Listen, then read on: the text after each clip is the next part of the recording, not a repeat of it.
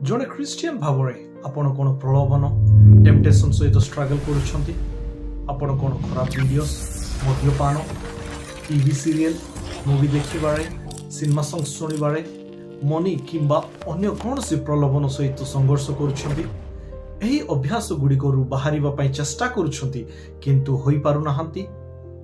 एही पापपूर्ण दुनिया रे अनेक प्रलोभन अछि एवं यह सर्वदा रहिबो।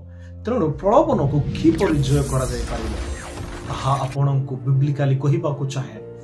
व्हाई बिकॉज प्रथमतः आपण ईश्वरक संतान एवं जदि आपण एहा न करंती तेबे प्रलोभन आपणको पाप आड़को एवं पाप मृत्यु आड़को अर्थात आध्यात्मिक मृत्यु आड़को नहीं जीव। जाकुब 1 अध्याय 14-15 पद कहे किंतु प्रत्येक व्यक्ति अपना अभिलाष द्वारा आकर्षित और प्रलोभित हो परीक्षित हुए पुणी अभिलाष गर्भधारण करी पाप प्रसव करे पुणी पाप पूर्ण मात्रा रे वृद्धि पाई मृत्यु जन्म दिए।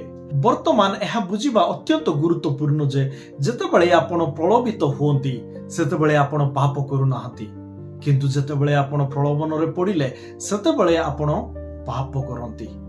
किंतु जीशु निजे मध्य प्रलोभित होइथिले किंतु से पाप करि नथिले। से पाप रहित होई सब विषय रे आम मानक परि परीक्षित होइथिले। तेबे कोन प्रलोभन को जय करिबा संभव?